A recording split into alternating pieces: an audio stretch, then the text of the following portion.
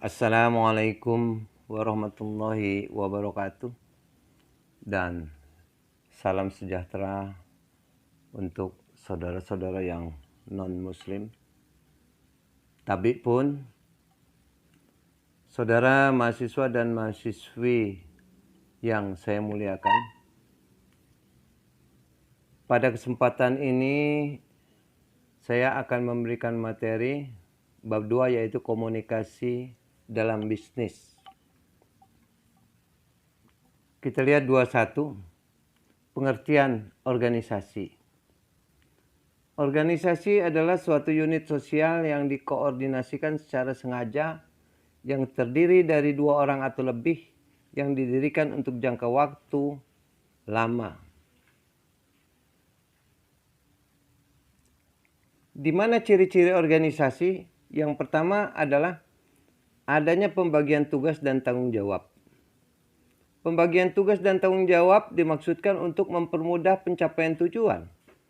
Organisasi dibagi beberapa divisi, departemen atau bagian yang masing-masing memiliki tugas dan tanggung jawab.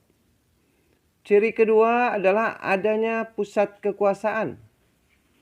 Pengisian atau atasan merupakan pusat kekuasaan dalam suatu organisasi. Sebagian kekuasaan akan dilupakan kepada bawahan, dilimpahkan kepada bawahan maksudnya sebagai pusat kekuasaan. Pimpinan akan menentukan dan pengawasan dan kepemimpinan. Ciri yang ketiga, adanya substitusi sumber daya manusia. Dalam organisasi sering terjadi substitusi atau pergantian sumber daya manusia. Substitusi bisa terjadi karena mutasi, promosi, atau keluarnya anggota organisasi yang bisa diakibatkan karena pensiun, meninggal dunia, atau berhenti menjadi anggota organisasi tersebut.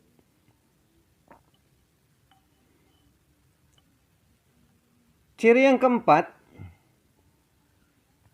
adalah adanya ketergantungan antar anggota. Sebagai suatu sistem organisasi terbagi atas berbagai subsistem yang saling berhubungan. Aktivitas seseorang atau suatu bagian dalam organisasi tidak bisa lepas dari seseorang atau bagian lain dalam organisasi tersebut. Ciri organisasi yang kelima adalah adanya koordinasi antar komponen. Antar komponen dalam organisasi selalu melakukan koordinasi baik secara lisan maupun tertulis. Ciri yang keenam, adanya interaksi yang berulang-ulang. Organisasi melakukan kegiatan yang berulang-ulang atau kontinu dan permanen. Oleh karena itu, interaksi juga terjadi berulang-ulang dan hanya akan berhenti apabila organisasi tersebut bubar.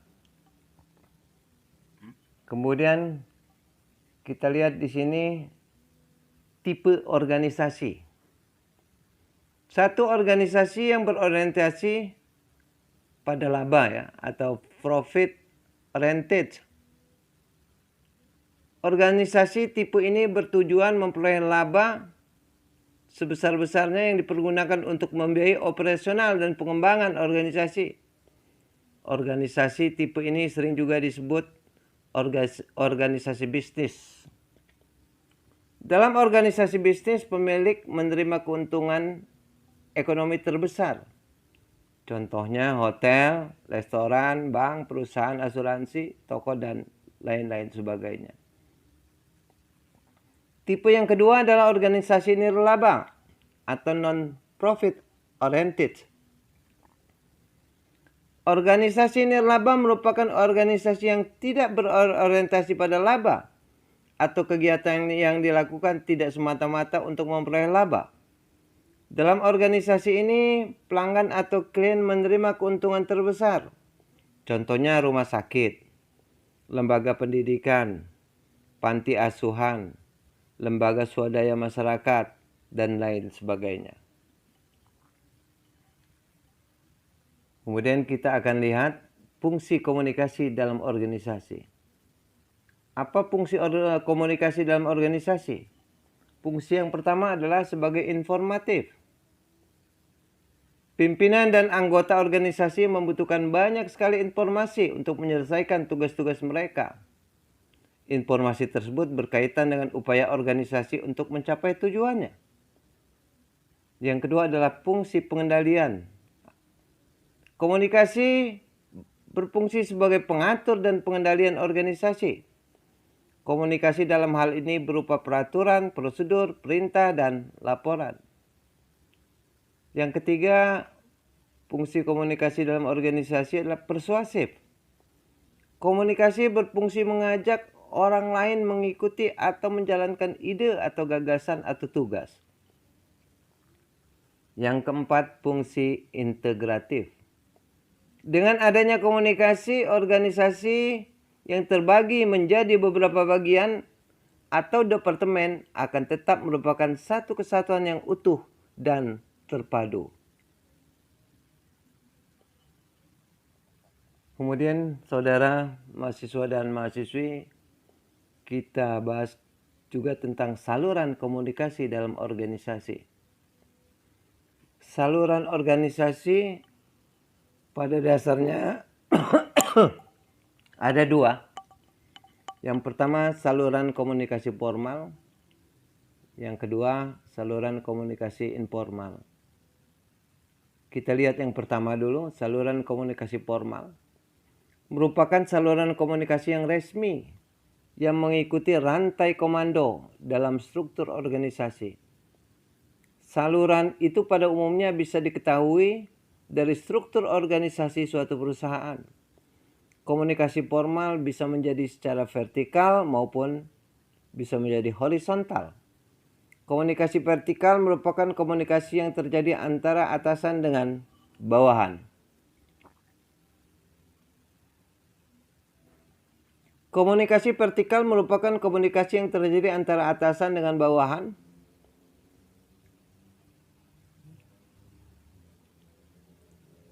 Kemudian yang kedua adalah saluran komunikasi informal. Saluran komunikasi informal atau komunikasi informal mengabaikan hierarki organisasi. Komunikasi informal ini sering disebut desas-desus lah, rumor atau selentingan. Kita lihat di sini 24 komunikasi dalam bisnis. Komunikasi yang terjadi dalam perusahaan disebut komunikasi bisnis. Komunikasi yang terjadi dalam bisnis bisa berupa komunikasi internal, komunikasi eksternal, bersifat formal maupun informal, dan dapat berbentuk verbal maupun non-verbal. Dalam organisasi bisnis, komunikasi pada umumnya bersifat resmi. Oleh karena itu, komunikasi bisnis ditekankan pada komunikasi verbal, yaitu berbicara, mendengar, menulis, dan membaca. Presentasi waktu yang dihabiskan oleh pelaku bisnis dalam berbagai bentuk. Komunikasi verbal bisa kita lihat pada berbagai kejadian. Komunikasi secara verbal dalam bisnis, komunikasi ini dilakukan oleh tenaga penjual, teknisi, operator, telepon, atau dengan surat-surat resmi, keterampilan pimpinan, dan pegawai untuk berkomunikasi dalam berbagai bentuk akan menentukan keberhasilan perusahaan dalam mencapai tujuan bisnis.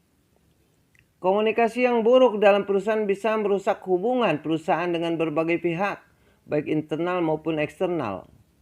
Komunikasi bisnis, baik secara lisan maupun tertulis, memiliki karakteristik sebagai berikut. Karakteristik yang pertama adalah pesan disusun untuk para audiens yang membutuhkan informasi. Oleh karena itu, pemahaman terhadap audiens sangatlah penting. Kemudian karakteristik yang kedua, pesan bisnis disusun dengan mempertimbangkan waktu dan biaya. Pesan bisnis yang disampaikan berdasarkan tingkat kepentingannya. Informasi yang sangat biasanya memerlukan waktu yang singkat dan biaya yang mahal. Demikian sebaliknya. Pesan yang kurang penting disampaikan dalam waktu yang lebih lama dan biaya yang relatif.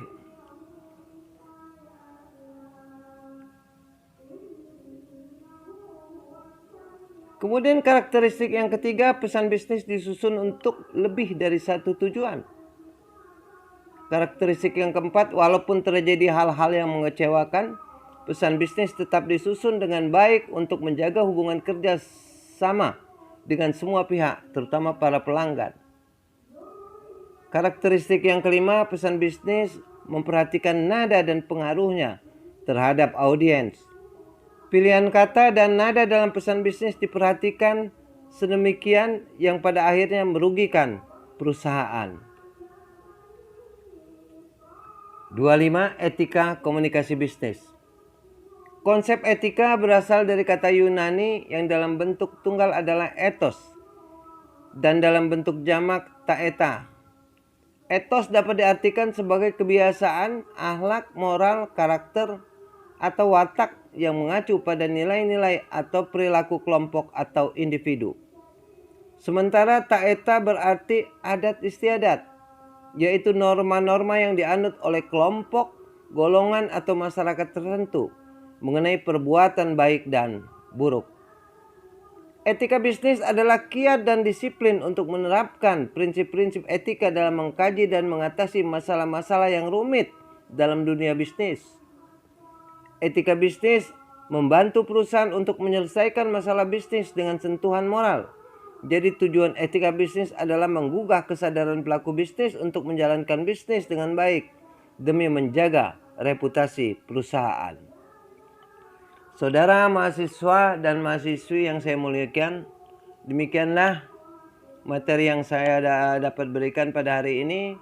Mudah-mudahan bermanfaat bagi kita semua. Saya akhiri. Wassalamualaikum warahmatullahi wabarakatuh. Selamat siang.